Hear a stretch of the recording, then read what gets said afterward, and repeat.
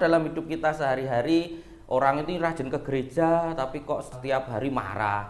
Orang ini setiap hari misa kok dengan orang lain tidak akur dan lain sebagainya. Kita bisa melihat orang lain dan menuntut bahwa tindakan dalam hidup sehari-hari diharapkan sesuai dengan apa yang dia doakan.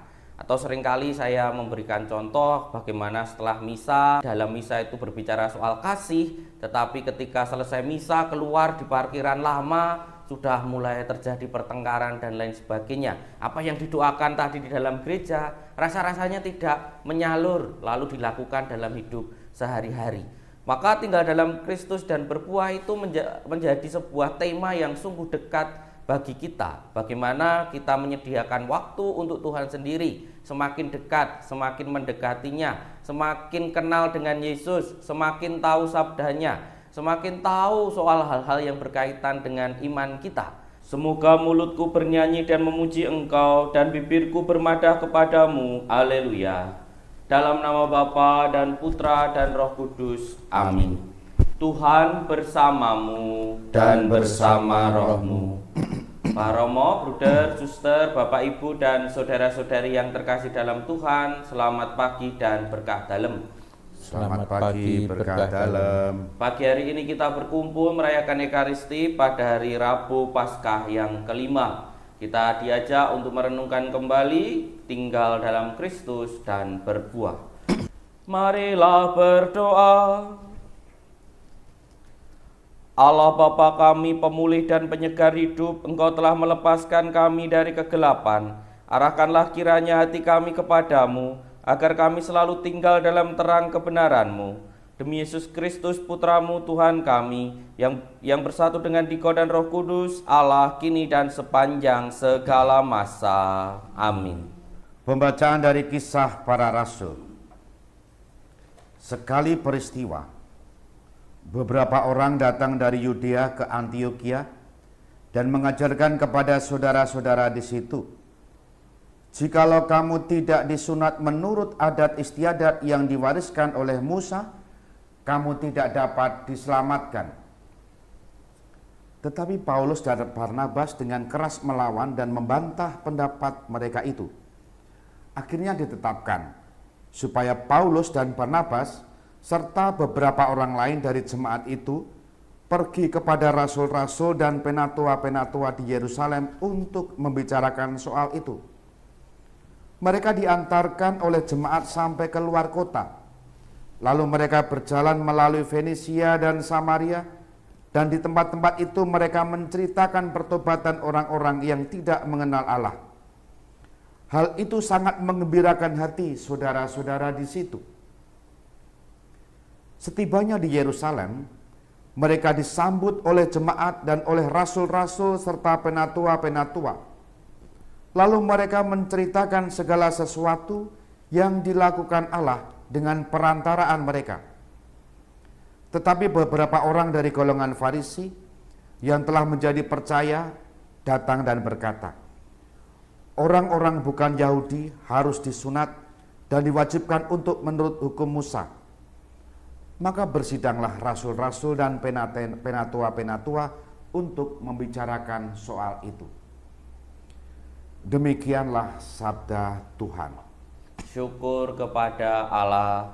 Refren, mari kita pergi ke rumah Tuhan dengan sukacita.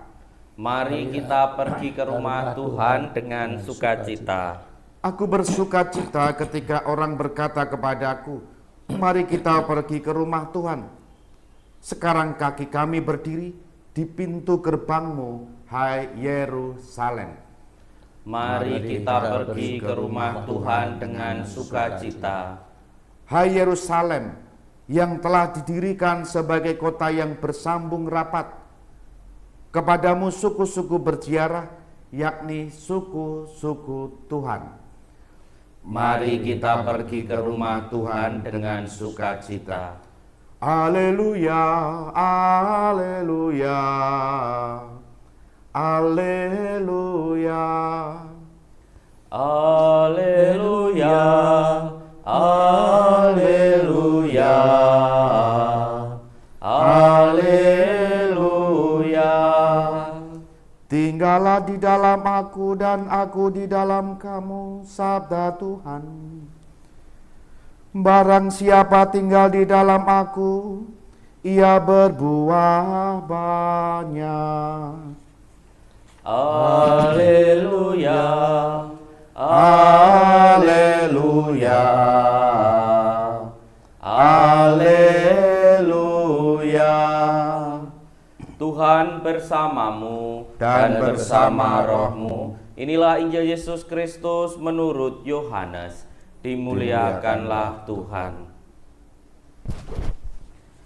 Sekali peristiwa berkatalah Yesus dalam amanat perpisahannya kepada para murid, "Akulah pokok anggur yang asli dan Bapakulah pengusahanya.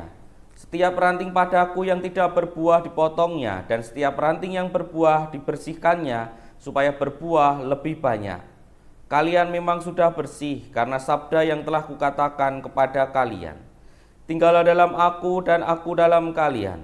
Sebagaimana ranting tak dapat berbuah dari dirinya sendiri jika tidak tinggal pada pokok anggur, demikian pula kalian tak akan berbuah jika tidak tinggal dalam aku. Akulah pokok anggur dan kalian ranting-rantingnya. Barang siapa tinggal dalam aku dan aku dalam dia akan berbuah banyak. Sebab di luar aku kalian tak dapat berbuat apa-apa. Barang siapa tidak tinggal dalam aku akan dibuang keluar seperti ranting yang menjadi kering, kemudian dikumpulkan orang dan dicampakkan ke dalam api, lalu dibakar. Jika kalian tinggal dalam aku dan sabdaku tinggal dalam kalian, mintalah apa saja yang kalian kehendaki dan kalian akan menerimanya. Dalam hal inilah Bapa-Ku dipermuliakan, yaitu jika kalian berbuah banyak, dan dengan demikian kalian adalah murid-murid-Ku." Demikianlah Injil Tuhan, terpujilah Kristus. Para romo, bruder, suster, bapak, ibu, dan saudara-saudari yang terkasih dalam Tuhan, bacaan Injil hari ini itu sama persis dengan bacaan Injil hari Minggu yang kemarin, yang kita rayakan pada hari Minggu Paskah yang kelima, di mana Yesus mengajak para muridnya untuk tinggal dalam Dia dan menghasilkan buah. Dan tema tinggal dalam Kristus dan berbuah ini tentu sudah sangat sering kita renungkan, ya kurang lebih selama beberapa kali kesempatan. Misalnya masa Advent kemarin temanya tinggal dalam Kristus dan berbuah. Prapaskah tinggal dalam Kristus dan berbuah. Lalu bulan katekese liturgi tahun ini juga temanya tinggal dalam Kristus dan berbuah. Dan memang ini akan terus direnungkan sampai tahun 2025 karena menjadi tagline Ardas Keuskupan Agung Semarang 2021-2025. Maka tentu kita tidak bosan-bosannya menggali apa yang menjadi spiritualitas dasar itu. Dan rasanya tinggal dalam Kristus dan berbuah itu bukan sebuah hal yang jauh dari kehidupan kita sehari-hari. Bahwa tinggal dalam Kristus dan berbuah itu adalah harapan kita bersama. Harapan bahwa kita semakin dekat dengan Kristus, dengan Tuhan, dan dalam hidup kita sehari-hari, tindakan kita itu juga menunjukkan bahwa kita adalah orang yang dekat dengan Tuhan. Sekurang-kurangnya kita pasti pernah menuntut orang lain untuk bertindak seperti itu.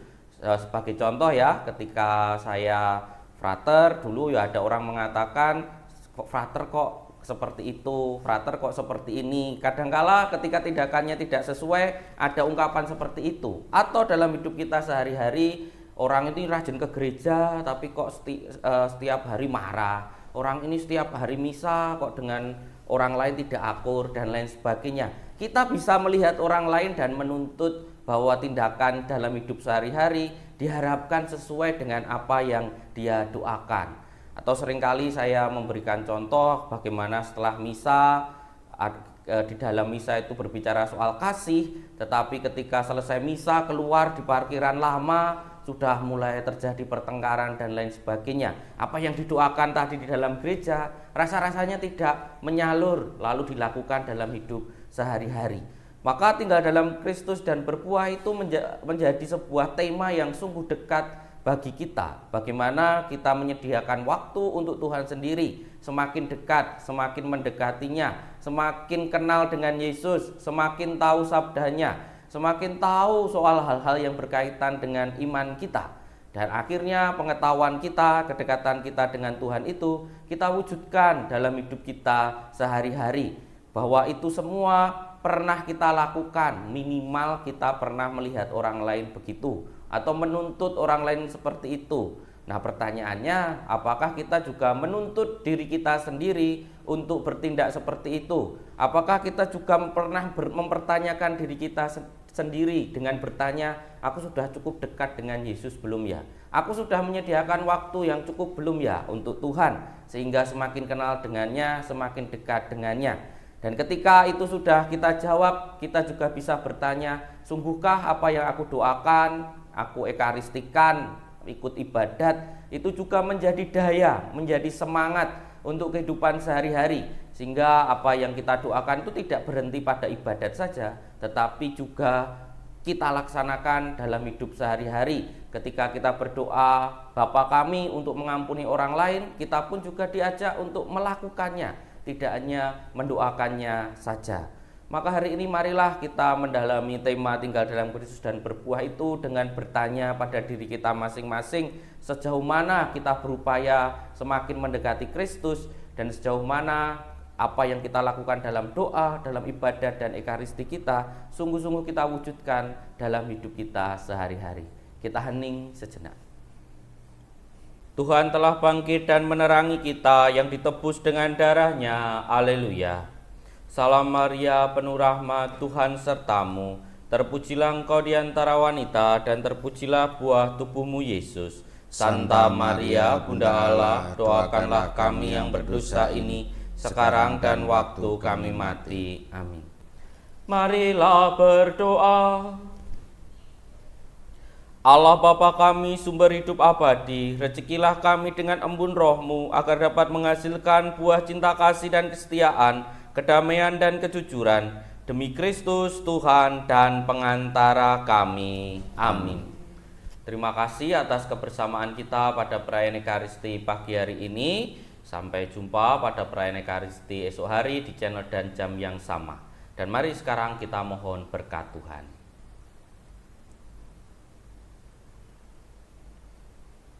Tuhan bersamamu dan bersama rohmu.